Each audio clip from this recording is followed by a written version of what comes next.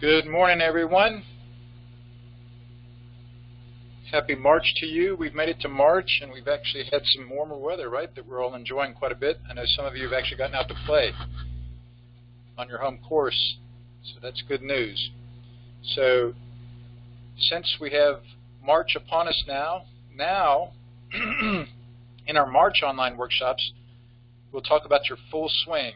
I will talk about your full swing here, how you hit your approach, describes our topic today, and then in April we'll talk about how to hit your drive. So I look forward to describing this for you today, how to hit your approach. Again, the purpose of it all is to know yourself better and better relative to your golf.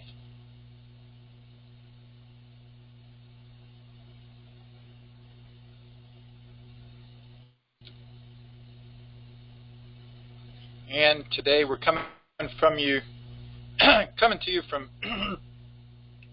Torrey Pines Golf Course Simulated.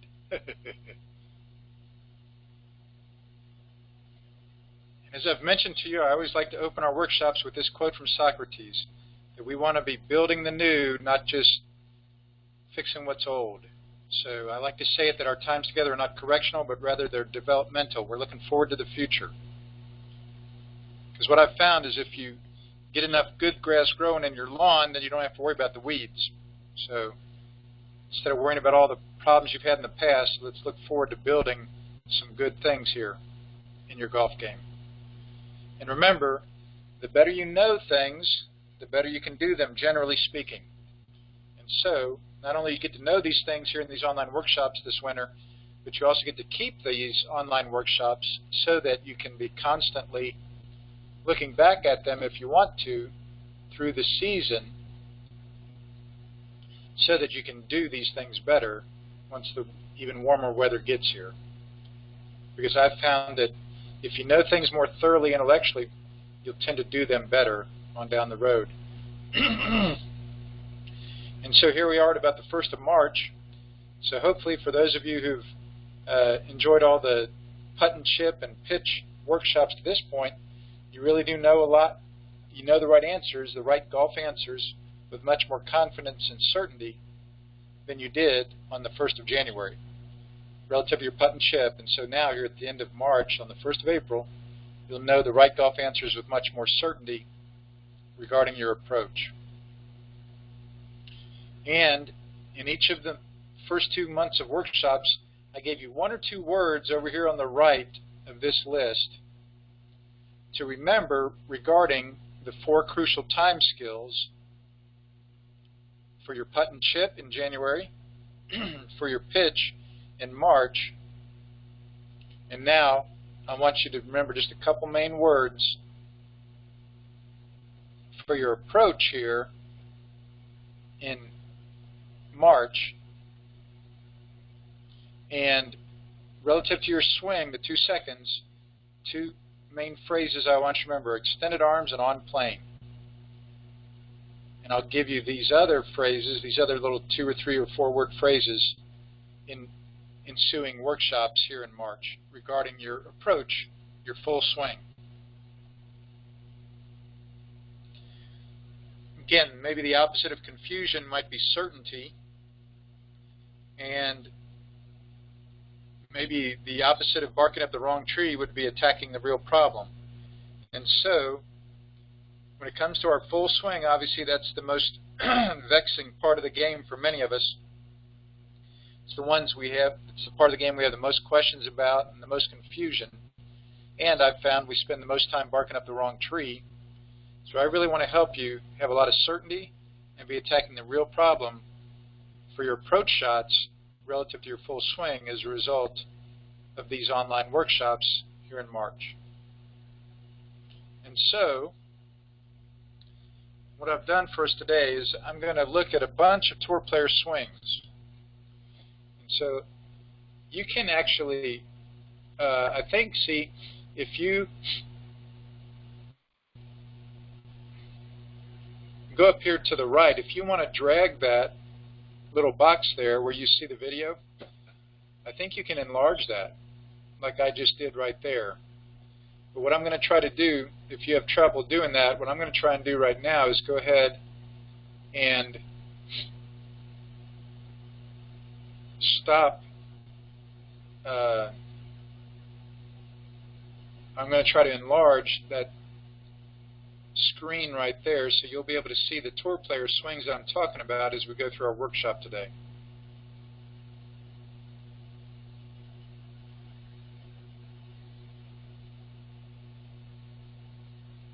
So give me just a moment here.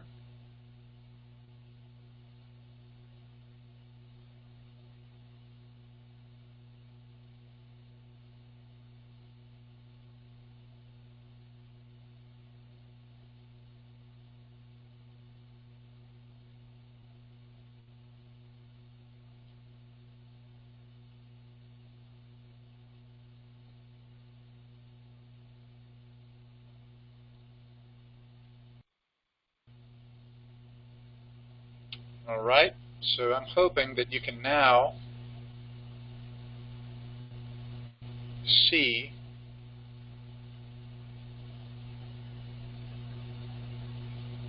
the picture there of Nick Faldo on your right, or maybe on your left, I'm not sure, and Ernie Els.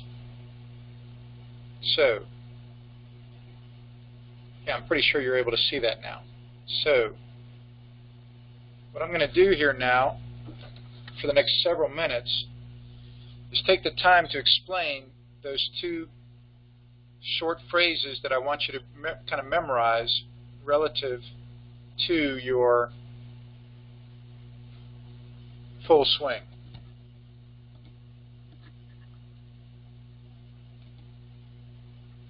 So, what you're going to see with the tour players is that while it's true that all the tour players swing differently, right? Every tour player has their own little golf swing.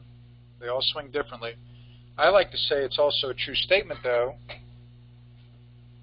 to say they all swing the same in two basic ways. And one of those two ways we see from this face-on angle. That there you see Nick Faldo swinging. And the one way we see that they're all the same is that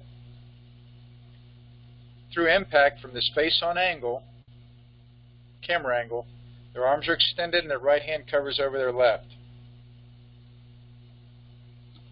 And you look at Ernie Els, you see the same thing there.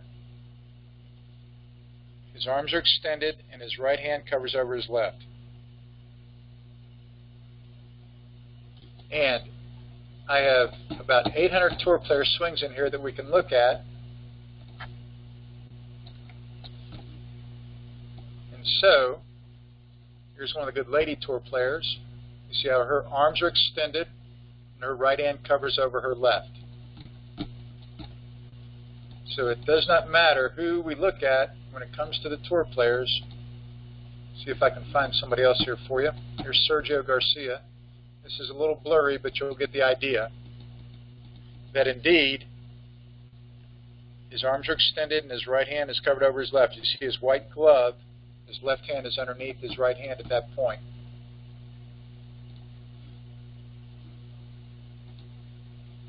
See if I can find some more. Here's Julie Inkster, one of the ladies Hall of Famers. So her arms are extended and her glove hand, her right hand, is underneath her left hand at that point in her follow-through. And believe me, this swing looks different. I'm sure you'd agree. That swing looks a lot different than Nick Faldo or Ernie Els. But it's a Hall of Fame golf swing. And I'm going to say she wouldn't be a Hall of Famer if those arms weren't extended through impact. Let's see who else we could find here. There's Annika Sorenstam. Through impact, guess what? Her arms will be extended and her right hand's covering over her left. You see her white glove underneath her right hand.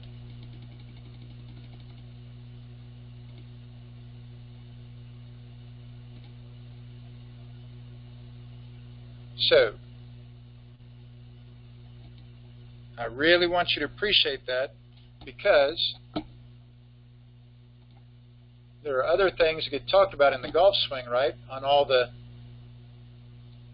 TV shows and the Golf Digest articles and the Golf Channel shows and the videos that you might see from time to time.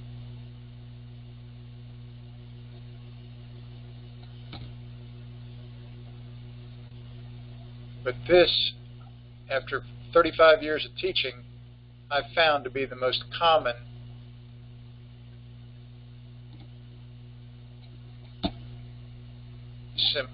similarity of all the tour players from this face-on angle.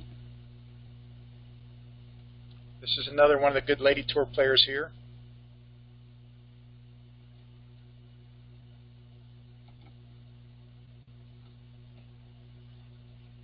And again, you'll see her arms are extended through impact.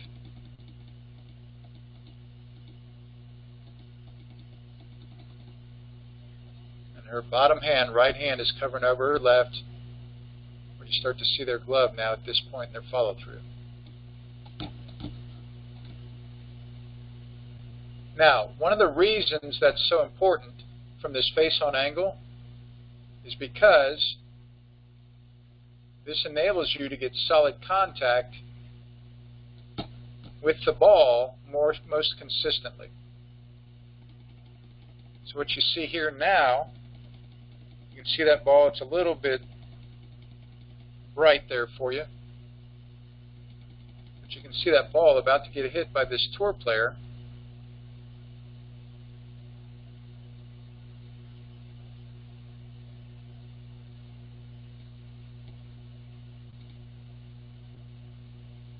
Oop. My computer's going a little bit slower right now. But you'll see this ball is about to get hit by this tour player, and the ball gets hit first, and then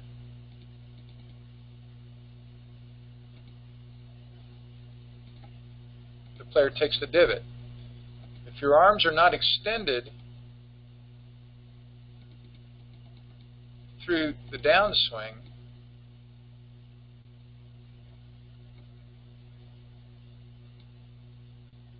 you will not be able to get this kind of consistent, solid contact that you're about to see here with this tour player on our right.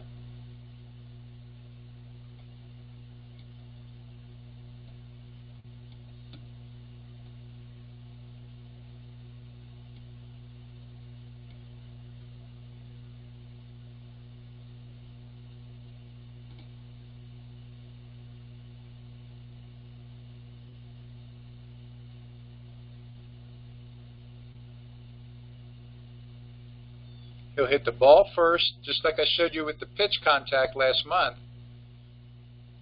All the good players hit the ball first, and they get their divot out in front of where the ball sat. And if your arms are not extended, you see that little hint of a divot there that's flying up, came out after the ball came flying out. Right? So let me draw a line here for you, just like it did back in March relative to the pitch, or back in February, I mean, relative to the pitch. So I draw this red line here where the ball sits. You see the club head's making impact. There's no dirt flying up yet. But now you see some dirt flying up, and that's on the target side of that red line, isn't it? So the main thing, this is so relevant. This is so relevant to your golf game, to have those arms extended through impact to enable you to come into it at the same level each time, as opposed to coming into the impact area with the ball, with the club too high or too low, so that you hit it thin or fat, and toward the toe and toward the heel rather than on the sweet spot. So, for many of you, we've talked about this possibly for several years, and you've improved it, you've gotten better at it, but this is why you want to keep getting better at it.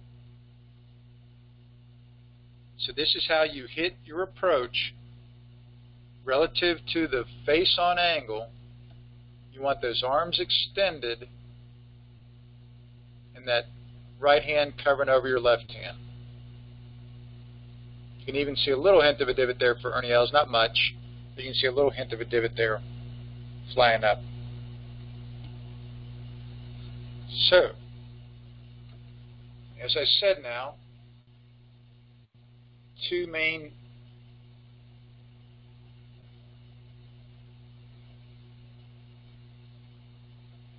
aspects of your full swing that I want you to really get comfortable with is having your arms extended through impact from that face-on camera angle. So that's super, super important there.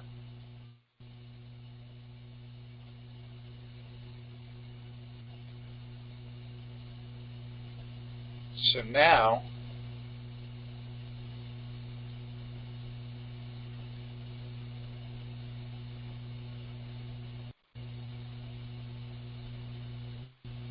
I want to go back and remind you that, again,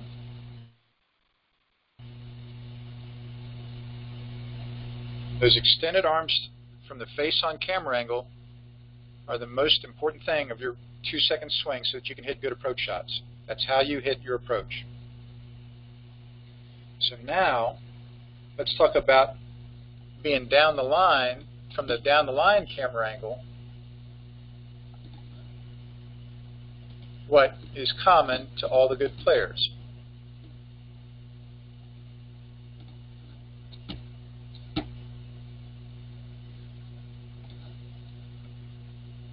Now, the camera angle that's used on some of these videos I'm showing you today may be a little different, but I'll mention it to you when we look at specific swings.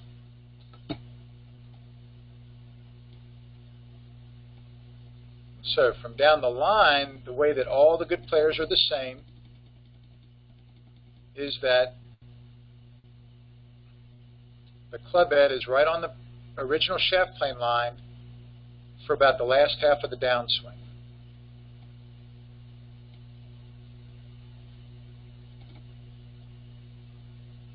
And so let me show you that for some various tour players.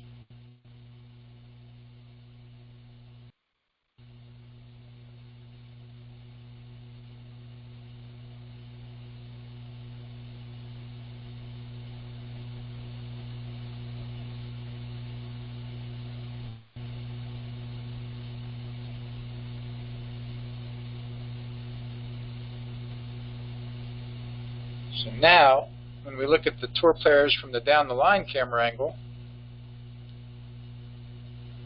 I've drawn that shaft, or that line right on the shaft at their setup.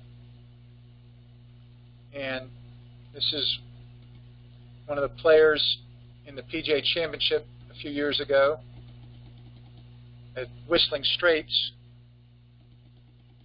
up in Wisconsin. Beautiful look out over Lake Michigan. And what you see here is he comes back down into impact. And again, many of you know this, and many of you do this quite well. But I just want you to know with all the more certainty that this is the reason it's so important.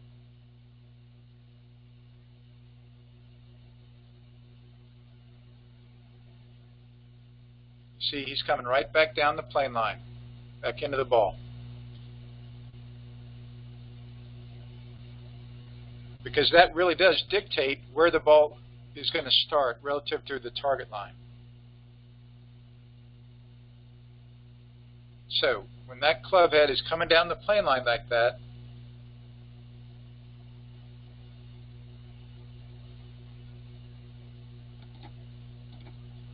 that just about, it doesn't guarantee it, believe me, but it greatly increases the chances of that ball starting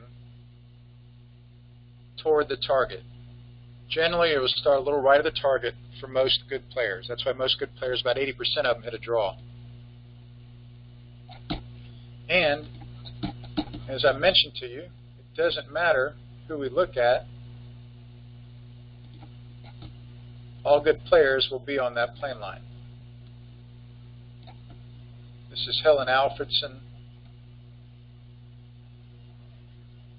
one of the good lady tour players. She might even be in the Hall of Fame by now. She won the ladies senior event over at French Lick two years ago. So you see it's going to be on that plane line, and yet her swing looks a lot different than Ernie Els. Right? She takes it underneath the line, and she goes way across the target line up there at the top. But on the downswing, she gets it right back on there.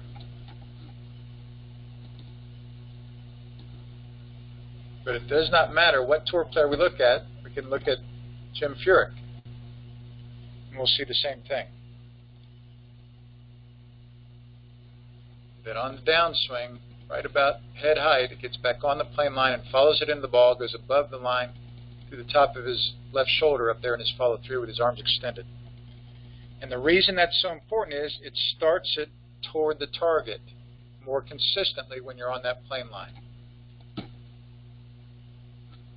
So, let me see if I can find some more here. There's Ben Crenshaw at the Masters several years ago.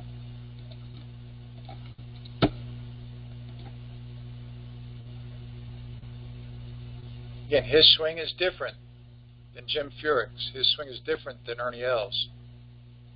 But in this way, they're all the same.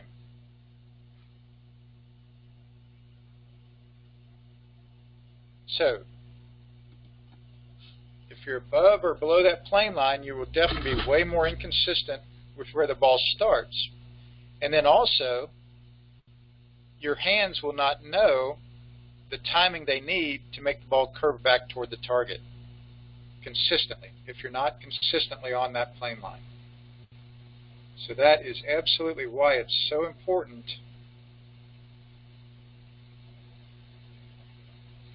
to be on that plane line on the downswing. And all the tour players are there. All the good players are there.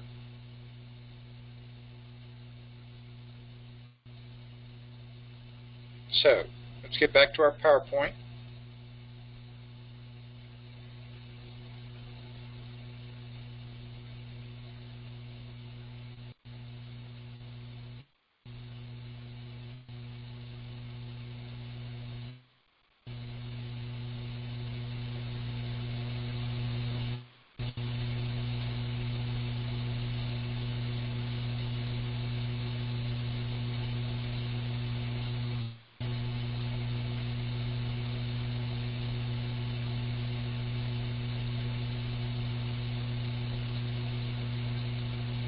And again, I want to remind you that having your arms extended from that baseline angle enables you to get most consistent contact on the sweet spot. That's the most important aspect of that, instead of hitting it thin and fat and toward the toe and toward the heel. And then, for the ball to start on line, you want that club head to be on the plane line on the downswing. So that's why it's so important that I want you to really memorize those little words about your full swing so that you can hit good approach shots. And again, as we know, simplicity breeds certainty. And to evaluate if you're hitting good approach shots or not, I really recommend that you use this chart, because this chart separates out my approach shots, whether it's an approach to try and get up there for a birdie or a triple bogey. And you see on this batch of 10, I hit 88 approach shots in 10 9-hole rounds. 63 of them left a putt or chip for my next shot, which indicates that I was having those arms extended pretty well and on the plane line pretty well. So this pretty much concludes our March online workshop regarding the hitting of your approach shot. These are the most important things I want you to remember about it. And we'll cover the use, the ponder, and the ingrain in ensuing workshops here in March regarding your approach, so that you can really know the right golf answers with a lot of certainty here headed into your best season ever of 2021. Also, too, notice that I'll be publishing this upcoming event schedule. Not only are there online workshops coming up, but there's a mastery clinic coming up on Thursday the 18th. There's an on-course lesson for 18 holes on Friday the 26th, and a couple of playing lessons for 9 holes coming up on Monday and Tuesday the 29th and 30th. So let me know if you want to join me for those events and other golf success players. So, signing off from Torrey Pines. So this is how you hit your approach. The most important things to remember is you have your best season ever here in 2021. Thanks so much. Take care.